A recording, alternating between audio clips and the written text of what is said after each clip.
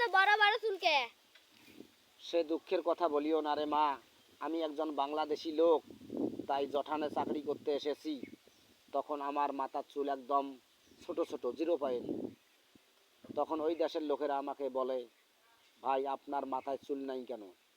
আমি বললাম, ভাই আমরা তো বাংলাদেশি লোক, বাংলাদেশের লোকেরা সব সময় চুল ছোট ছোট করে রাখে, সামাজিকভাবে চলে, সামাজিকভাবে সব কিছুই আর কি, কাজ ক্ষেত্রে, চাকরি বাকরি, যে কোনো বিষয় সামাজিকভাবে চলে। হ্যাঁ।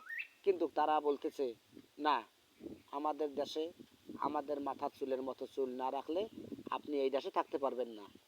তখন আমি হতাশ হয়ে পড়লাম, এ কি কথা বলতেছে?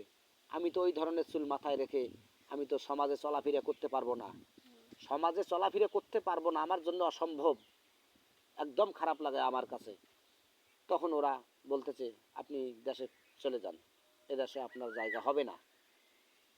আমি একটা চিন্তা করলাম, অনেক টাকা পয়সা ঋণ করে এই দেশে এসেছি চাকরি করতে, মানুষের ঋণ পাওনা এখন আমি কি দিয়ে শোধ করব?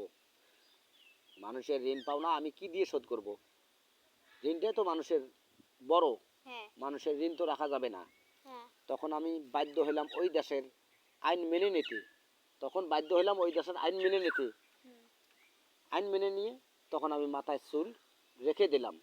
বলে আল্লাহ পাক আমাকে যে কয়েকদিন চাকরি করাবে এখানে, যদি বাসে রাখে আল্লাহ পাক, যে কয়েকদিন চাকরি করাবে, চাকরি করে টোরে মানুষের ঋণ পাওনাটা আল্লাহ দয়া করে যদি শোধ করতে পারে, করাইতে পারে, তো শোধ হওয়ার পর আমি আবার আল্লাহ যে আমাকে দেশে নিয়ে যাবায় ভালোভাবে, যায়া আবার আমি মাথার চুল একদম 0 পয়েন্ট করে কাটবো।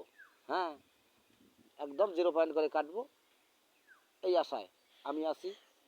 তাতে আবার কত যুদ্ধ, ইরান ইসরায়েল যুক্তরাষ্ট্রে কত যুদ্ধ, হানাহানি, মারামারি, বোমা, মানে একদম আমার কাছে খুব খারাপ লাগতেছে।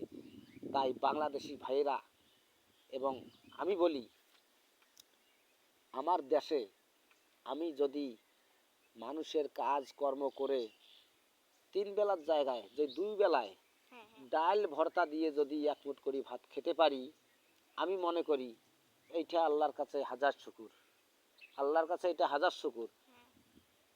তবে দালান কোঠা, বাড়ি গাড়ি, ধন সম্পদের আশায় বিদেশে যায়া লক্ষ লক্ষ কোটি কোটি টাকা ইনকাম করার ধান্দায় যায়া ওই রকম অসামাজিকভাবে চলার মতো আমার সম্ভব না।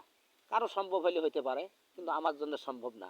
তাই আমি আল্লাহর কাছে একটা নিয়ত করিয়াছি, এই আর সামান্য কয়েকটা দিন চাকরি আছে, এই 1-1.5 বছর চাকরি আছে, তাই আমাদের 3 বছর পূরণ হবে। 3 বছর আমি 3 বছরকার ভিসা নিয়ে আসছি, বাংলাদেশ থেকে আমি 3 বছরকার ভিসা নিয়ে আসছি এই জটানে।